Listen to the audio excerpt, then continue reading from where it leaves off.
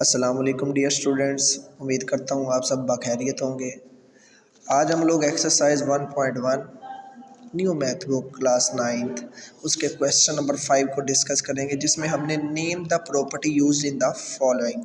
ये जो हमारे पास इनइक्वालिटीज़ हैं, इनमें जो प्रॉपर्टीज़ यूज़ हुई उनको डिस्कस करना है। बेटा पहली बात तो याद रखें कि जब इनइक्वालिटी आ जाए और प्रॉपर्टीज़ के बारे में डिस्कशन हो तो इन प्रॉपर्टीज़ का नाम एक स्पेसिफिक नाम है, जो कि है ordered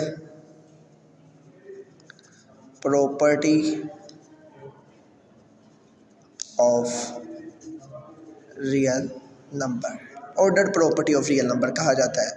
और ये बेटा कितनी है? ये 6 प्रॉपर्टीज़ हैं।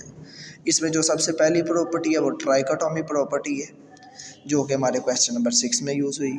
जो दूसरे नंबर पे प्रॉपर्टी है बेटा वो ट्रांजिटिव प्रॉपर्टी है, ठीक है। तीसरे नंबर पर एडिटिव प्रॉपर्टी है, जो कि हमारे क्वेश्चन नंबर 3 में यूज़ हुई है। इसी तरह हमारे पास मल्टीप्लिकेटिव प्रॉपर्टी होती है, जो कि हमारे पास यहाँ पे यूज़ हुई है क्वेश्चन नंबर 4 के अंदर। इसी तरह हमारे पास डिवीजन प्रॉपर्टी होती है, जो कि हमारे पास क्वेश्चन नंबर 2 में यूज़ हुई है।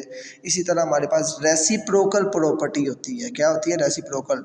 और ये क्वेश्चन नंबर 2 के एंड पे भी यूज़ हुई है। तो हम लोग इनको 1 बाय 1 डिस्कस करते हैं इन सबको। अगर मैं क्वेश्चन नंबर 1 की बात करूं बेटा, यहाँ पे मेरे पास ordered property of addition use हुई है। अब वो क्या है आप देखें, कहता है कि ऐसी क्या कंडीशन हो कि ये दिए गए ये वाले हमारे पास ये जो इनइक्वालिटी है, ये इनइक्वालिटी इस इनइक्वालिटी में चेंज हो जाए। ये दिस इम्प्लाइज डैट का साइन ये शो कर रहा है, ये एरो हेड, कि ये नंबर इसमें कैसे तब्दील हुआ। तो छोटे छोटे बच्चों को भी ये बताया जाएगा कि अगर -3 है तो उसको ज़ीरो बनाने के लिए +3 ऐड करना पड़ता है। क्या करना पड़ता है? +3 ऐड करना पड़ता है। तो हमने क्या किया? Add 3 on both side. मैंने बेटा जी यहाँ पे भी +3 ऐड कर दिया और यहाँ पे भी। अब फ़ायदा क्या हुआ? 3 में से 3 माइनस हो गए तो 0 आ गया। 3 में से 1 माइनस हुआ तो मेरे पास -2 आ गया। जब -2 आया बेटा, दिस इज़ मेरे पास ऑर्डर प्रॉपर्टी ऑफ एडिशन, क्योंकि एडिशन करके हम लोगों ने अपनी रिक्वायर्ड कंडीशन को पूरा कर लिया। अगर मैं बेटा पार्ट 2 की बात करूं, पार्ट 2 में लिखा है if A less than B, then हम लोगों ने क्या साबित करना है कि 1/a ग्रेटर देन 1/b। बेटा एक बात तो अपने ज़हन के अंदर रखें, आप लोगों को हम लोगों ने चैप्टर नंबर 5 में भी बताया था, जिसमें हम लोग एसोसिएटेड इक्वेशन वगैरह निकालते थे एक्सरसाइज 5.1 में, कि जब भी वेरिएबल पोजीशन चेंज करता है तो साइन ऑफ इनइक्वालिटी भी चेंज होता है। Whenever variable change the position, the sign of inequality change। तो हमारे पास हमें ग्रेटर देन की कंडीशन चाहिए। इसका मतलब सबसे पहले ये वेरिएबल्स की पोजीशन को चेंज करना पड़ेगा। मैंने लिखा this implies that B greater than A हो जाएगा, ये साइन ऑफ इनइक्वालिटी चेंज हो जाएगा। अब हम लोगों ने क्या करना है? रिक्वायर्ड कंडीशन के मुताबिक 1/a चाहिए। मैंने देखा ये ए और बी दो वेरिएबल है, मैंने डिवाइड कर दिया ऊपर वाली अबव कंडीशन को ए और बी से। अब क्या हुआ, मेरे पास ये ऊपर ए है। आपको इतना पता होना चाहिए कि ए का रेसिप्रोकल क्या होता है जी? ए का रेसिप्रोकल होता है जी 1/a। बी का रेसिप्रोकल क्या होता है? 1/b। तो अगर आप गौर करें तो हम लोगों ने ये ए की जगह पे 1/a बनाना है, बी की जगह पे 1/b बनाना है, तो ये रेसिप्रोकल प्रॉपर्टी यूज़ हो रही है। मैंने ए बी के साथ डिवाइड कर दिया बेटा, बी बी से कटिंग हो जाएगा, ए जो सा होगा वो ए से कटिंग हो जाएगा। यहाँ पे हमारे पास 1/a 1/b जो कि रिक्वायर्ड कंडीशन बनानी थी वो फुलफिल हो गई। दिस इज नाउन एज बेटा reciprocal property of real number. आगे देखते हैं जी, क्वेश्चन नंबर 3 की तरफ चलते हैं। बेटा if A less than B then a plus C less than B plus C. अब आप देख रहे हैं कि ए और बी को इस कंडीशन में कन्वर्ट करने के लिए कोई एक कांस्टेंट नंबर सी ऐड करना पड़ेगा दोनों साइड पे। तो मैंने लिखा add c on both side. तो ये ऑर्डर्ड प्रॉपर्टी है मगर विद रिस्पेक्ट टू एडिशन के लिहाज से, क्योंकि ऐड कर रहे हैं कांस्टेंट नंबर। क्वेश्चन नंबर 4 पे बात करते हैं। क्वेश्चन नंबर 4 है if A C less than B c and c greater than 0। जब बेटा कोई नंबर ग्रेटर देन 0 होता है तो वो पॉजिटिव होता है। क्या होता है?